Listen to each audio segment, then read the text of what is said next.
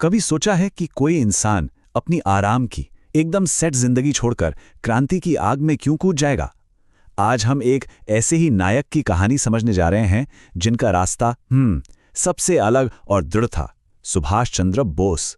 ये सिर्फ इतिहास की बात नहीं है, ये एक इंसान के असाधारण संकल्प की कहानी है। तो चलिए इसी सवाल से शुरू करते हैं। जरा सोचिए, एक ऐसा इंसान जिसके सामने एक शानदार एकदम सेफ करियर का रास्ता खुला हो, वो सब कुछ दांव पर लगाकर एक अनिश्चित जोखिम भरे रास्ते को आखिर क्यों चुनेगा? यही सवाल है जो सुभाष चंद्र बोस की जिंदगी के बिल्कुल केंद्र में है। उनके सफर की शुरुआत होती है एक बहुत बड़े बलिदान से। एक ऐसा फैसला जिसने उनकी पूरी जिंदगी की दिशा हमेशा हमेशा के लिए बदल दी। देखिए, बोस का जन्म हुआ कटक में और उनकी पढ़ाई लिखाई भारत और इंग्लैंड की कुछ बेहतरीन जगहों पर हुई। मतलब साफ था, उनके सामने दुनिया के सारे दरवाजे खुले थे। एक ऐसा फ्यूचर जो बहुत आरामदायक और इज्जत वाला हो सकता था। अब यह जो बात है ना, वो बड़ी दिलचस्प है। बोस एक दौराहे पर खड़े थे। एक तरफ इंडियन सिविल सर्विस में एक शानदार नौकरी और दूसरी तरफ देश की आज़ादी के लिए संघर्ष का रास्ता, जो कि मुश्किलों और अनिश्चितताओं से भरा था। जानते हैं उन्होंने क्या किया?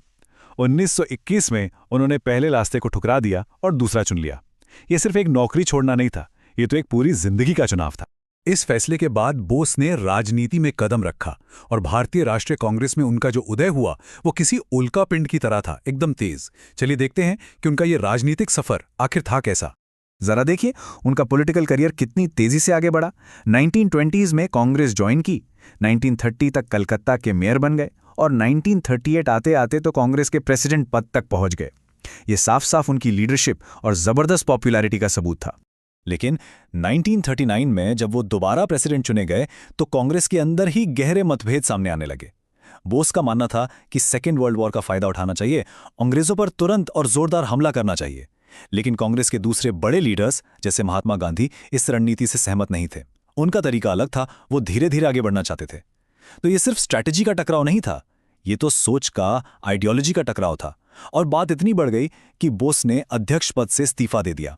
यहां सबसे अहम बात यह है कि वो अपने सिद्धांतों के लिए पार्टी का सबसे बड़ा पद तक छोड़ने को तैयार थे। कांग्रेस से अलग होने के बाद बोस ने संघर्ष का एक बिल्कुल नया और साहसिक चैप्टर शुरू किया। अब उनकी स्ट्रैटेजी बदल गई थी।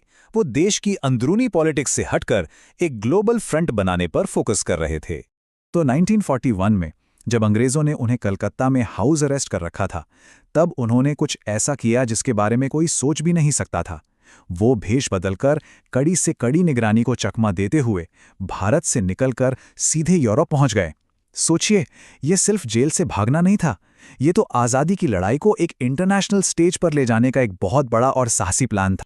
और जर्मनी पहुंचकर उन्होंने रेडियो को अपना हथियार बना लिया। आज़ाद हिंद रेडियो से उनकी आवाज़, उनके संदेश सीधे भारत के लोगों तक पहुंचते थे। इसका मकसद था आज़ादी की लौ को जलाए रखना और साथ ही ब्रिटिश हुकूमत का मोराल डाउन करना।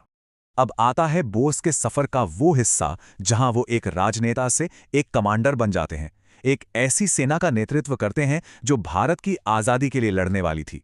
चलिए इस पर नज़र डालते हैं।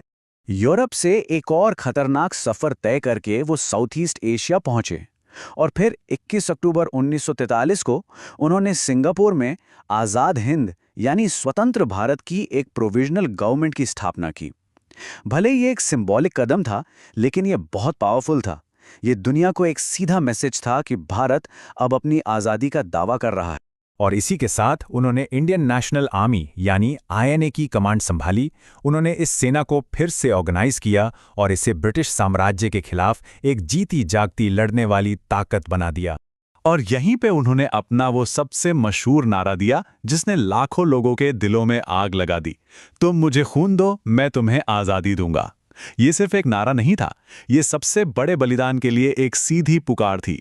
ये उनकी इंस्पायरिंग लीडरशिप का सबसे बड़ा सबूत है। अब देखिए, INA को मिलिट्री के लिहाज से कोई बड़ी जीत तो हासिल नहीं हुई, लेकिन बोस और उनकी सेना की जो विरासत है वो जंग के मैदान से कहीं ज्यादा बड़ी है। आइए समझते हैं कैसे। तो हुआ ये कि 1944 में इम्फाल और कोहिमा का मिलिट्री कैंपेन भले ही फेल हो गया, लेकिन इसका साइकोलॉजिकल और पॉलिटिकल असर जबरदस्त था। INA ने इस मिथक को, इस झूठ को तोड़ दिया कि भारतीय सिर्फ अंग्रेजों के लिए ही लड़ सकते हैं। इसने ये साबित कर दिया कि भारतीय अपने झंडे और अपने लीडरशिप के लिए भी लड़ने को तैयार हैं और जान देने को भी। तो असल बात यह है कि सुभाष चंद्र बोस ने आज़ादी की लड़ाई का दायरा बहुत बड़ा कर दिया। उन्होंने एक पावरफुल ऑल्टरनेटिव दिया, एक दूसरा रास्ता दिखाया। उन्होंने साबित किया कि आज़ादी पाने का सिर्फ एक ही तरीका नहीं है। उनके इस जज्बे ने, उनकी इस अवज्ञा ने पूरे देश में एक नई एनर्जी भर दी। और ये पूरी कहानी हमें एक बहुत बड़े सवाल पर लाकर छोड़ देती है। किसी भी लीडर की विरासत को, उसकी लेगेसी को कैसे आंकना चाहिए? क्या सिर्फ उनकी जीतों से, या फिर उस बगावत की चिंगारी से जो वो अपने लोगों के दिलों में जलाते हैं? सुभाष चंद्र बोस की कहानी इस सवाल का कोई सीधा जवाब तो नहीं देती, लेकिन हाँ, ये हमें इस पर सोचने के लिए ज़रूर मजबूर कर देती है।